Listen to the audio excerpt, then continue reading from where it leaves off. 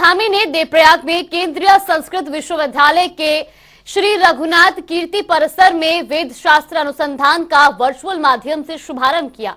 इस अवसर पर कार्यक्रम स्थल पर विधायक विनोद कंडारी सहित अन्य गणमान्य मौजूद रहे। इस दौरान कार्यक्रम को संबोधित करते हुए सीएम धामी ने कहा कि ये देवभूमि के लिए गौरवपूर्ण उपलब्धि है कि संस्कृत के क्षेत्र में श्री रघुनाथ कीर्ति परिसर बहुत कम समय में बड़ा नाम बन गया है। ये परिसर केंद्र सरकार की उत्तराखंड को बड़ी सौगात है। देववाणी संस्कृत के प्रचार और प्रसार के लिए ऐसे विश्वविद्यालय महत्वपूर्ण है।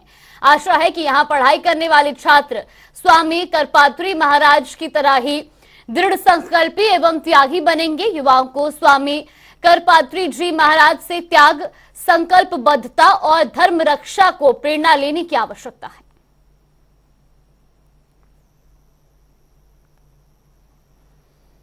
तो वही पिथौरागढ़ में आज एक भीषण सड़क हादसा देखने को मिला, जहां मुनस्यारी ब्लॉक में होकरा गांव के पास एक बोलेरो कार गहरी खाई में जा गिरी। कार में सवारी 11 लोगों में से 9 की मौके पर ही मौत हो गई, जबकि 2 लोग गंभीर रूप से घायल हैं। पुलिस प्रशासन और एसडीआरएफ टीम ने तत्काल मौके पर पहुंचकर रेस्क्यू ऑपरेशन चलाया। तो वही कुमाऊं कमिश्नर दीपक रावत का कहना है कि घटना की मजिस्ट्रेट जांच के आदेश दिए गए। एक भी नहीं बचा और गाड़ी तो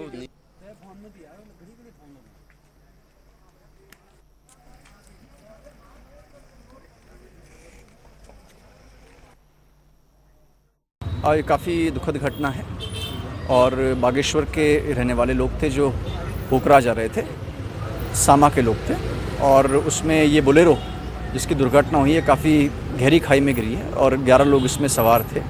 इसमें 9 की मृत्यु की तो मैंने जो बात की थी वहाँ पे पुलिस से उससे पुष्टि हुई है।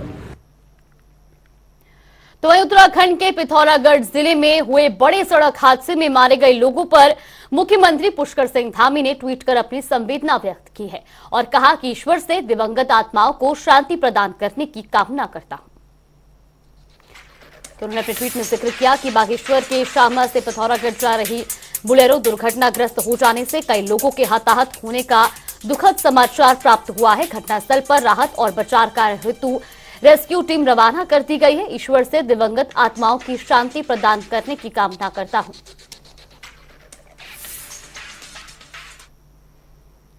उत्तराखंड में दिसंबर के महीने में इन्वेस्टर समिट का आयोजन किया जाएगा।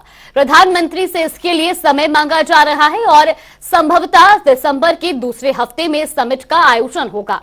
इन्वेस्टर समिट के लिए उत्तराखंड सरकार की ओर से सभी तैयारियां शुरू कर दी गई हैं। जुलाई के दूसरे हफ्ते से रोड शो का भी आयोजन किया जाएगा। देश के विभिन्न शहरों में 5 से 6 रोड शो के अलावा विदेश में दुबई और सिंगापुर में रोड शो का आयोजन किया जाएगा। तो वहीं सचिव मुख्यमंत्री आर मीनाक्षी सुंदरम ने कहा कि इन दोनों जगहों पर अधिक संख्या में इन्वेस्टर्स हैं। ये टेंटेटिवली डिसीजन लिया हुआ है कि दिसंबर के सेकेंड वीक में हम लोग इन्वेस्टर समिट को करेंगे और इसमें चूँकि माननीय प्रधानमंत्री जी से अनुरोध कर रहे हैं कि उनकी सुविधा अनुसार तिथि हमें मिल जाए, तो इसलिए तिथि को हमने थोड़ा सा फ्लेक्सिबल रखा हुआ है। और हमारी जो जितने रोड शोज़ होनी है तो रोड शोज़ हम विद इन द कंट्री 5 या 6 करेंगे और outside the country 2 road shows करेंगे। ये रोड शोज़ हम लोग जुलाई के सेकेंड वीक से प्रारंभ करना चाह रहे हैं, उसके लिए तैयारियां हम लोग कर रहे हैं। यहाँ पे रुकते हैं एक छोटे से ब्रेक के लिए। ब्रेक के बाद जल्द हाजिर होंगे।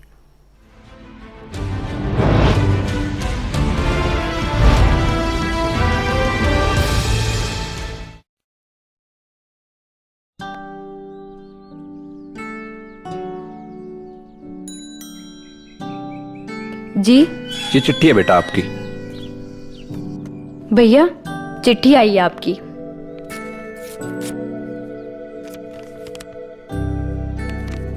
मैंने सुना है बेटा जहां तू जा रहा है वहां तो ठंड ही बहुत है। क्या हुआ बेटा? है बेटा? पंजाब सरकार की चिट्ठी है मम्मी। मेरी नौकरी लग गई, सरकारी नौकरी लग गई मम्मी।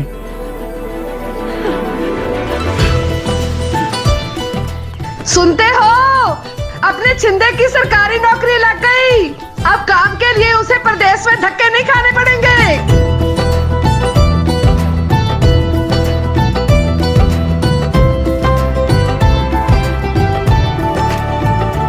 पिछले एक साल में मुख्यमंत्री भगवंत मान पंजाब की तरक्की के लिए देश विदेश से 48,000 करोड़ का निवेश लेकर आए हैं। साथ ही साथ हमारे पंजाब के 29,000 से भी ज्यादा युवाओं को पक्की सरकारी नौकरी का तोहफा दिया है।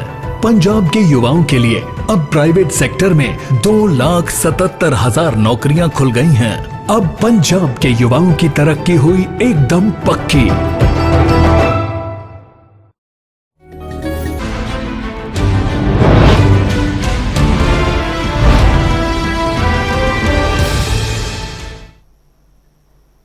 ब्रेक के बाद स्वागत है आपका। रुक करेंगे खबरों की ओर। उत्तराखंड में 2024 के लोकसभा चुनाव की तैयारियों में जुटे पूर्व मुख्यमंत्री हरीश रावत ने साफ कर दिया है कि वो लोकसभा चुनाव लड़ेंगे और जहां से पार्टी कहेगी उसी लोकसभा सीट से हरीश रावत चुनाव लड़ेंगे।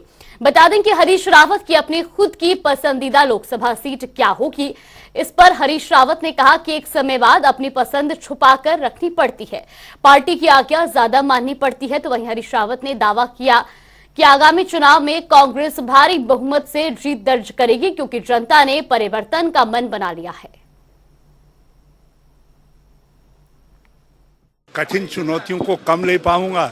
जहां जहां मुझे लगेगा कि शरीर के हिसाब से ठीक है वहां कुछ ज्यादा दिखाई दूंगा, लेकिन मेरी सेवाएं जहां उपयोगी समझी जाएंगी वहां हाजिर रहेंगी। प्रदेश कांग्रेस जहां भी उपयोग करना चाहेगी हरीश रावत हाजिर रहेगा। वहीं रुड़की के बेलड़ा में दलित युवक की मौत और उसके बाद हुए पथराव मामले में कांग्रेस गंभीरता से इस मामले को उठा रही है। इसको लेकर हरीश रावत नेता प्रतिपक्ष यशपाल आर्य की कांग्रेस भवन में बैठक की ओर आज नेता प्रतिपक्ष यशपाल आर्य के नेतृत्व में एक प्रतिनिधि मंडल बेलड़ा के पीड़ितों से मिलने जाएंगे। माना जा रहा है कि कांग्रेस दलित उत्पीड़न के रूप में मुद्दे को उठा रही है। कांग्रेस के तीनों बड़े नेताओं ने सीधे तौर पर इसे सरकार और पुलिस की गलती बताया है। हरीश रावत ने साफ कहा कि बेलड़ा कांड गंभीर मामला है और ऐसे में कांग्रेस पीड़ितों के साथ खड़ी है।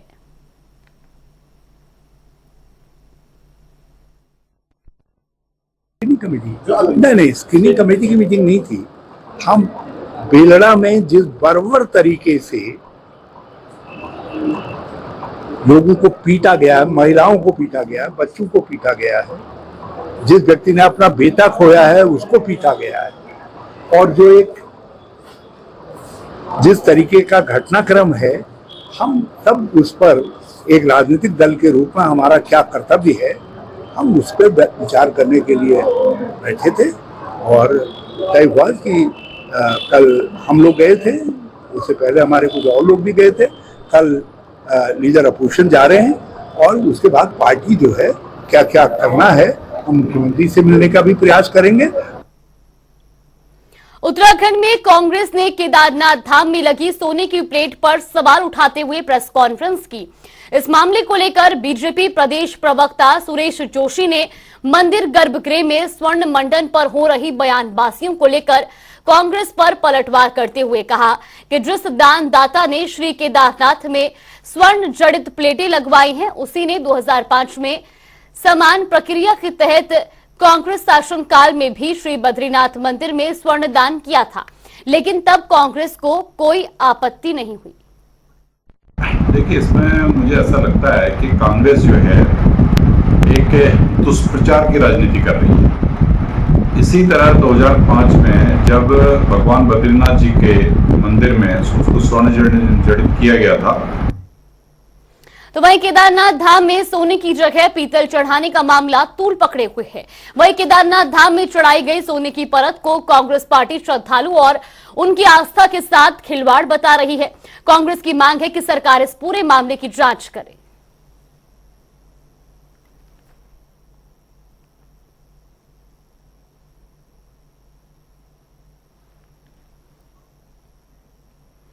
हल्द्वानी में काला ढूंगी विधायक बंशीधर भगत ने प्रेस कॉन्फ्रेंस की, जिसमें विधायक ने केंद्र की मोदी सरकार के 9 साल का कार्यकाल पूरे होने पर केंद्र की योजनाओं का बखान किया और कहा कि देश के प्रधानमंत्री नरेंद्र मोदी की सरकार गरीबों को अंधेरे से उजाले में लेकर आई है।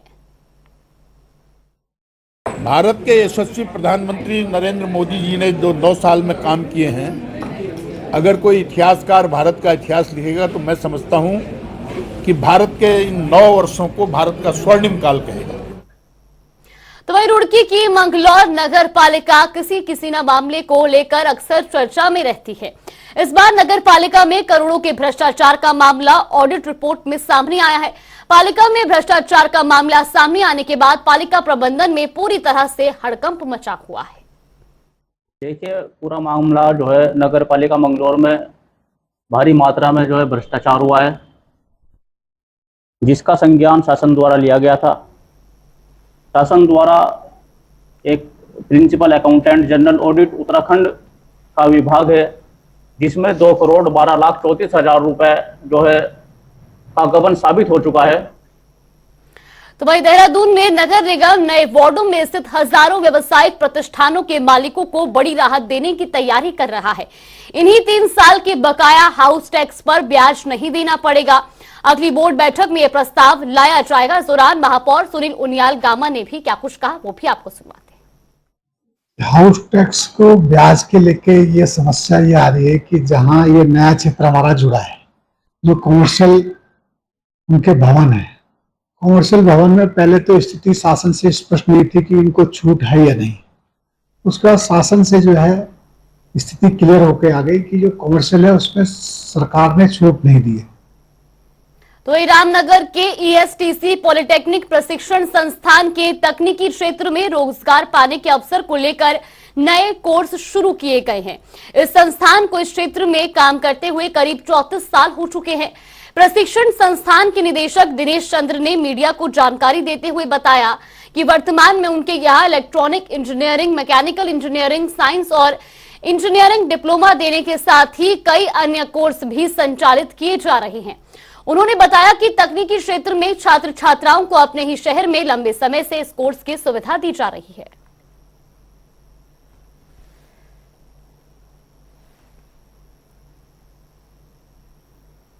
तो वही हल्द्वानी शहर के निरीक्षण में उतरे कुमाऊं कमिश्नर दीपक रावत ने वॉकवे मॉल के पास नहर का जायजा लिया, जिसके बाद कमिश्नर ने अधिकारियों को सफाई के निर्देश दिए। आज 2-3 प्रमुख इंस्पेक्शंस हल्द्वानी के अंदर किए गए। इसमें सबसे पहले तो वॉकवे मॉल के पास जो पुलिया है उसके लिए कुछ धनराशि PWD को दी गई थी, क्योंकि बार बार वो इलाका डूबता है बरसात में।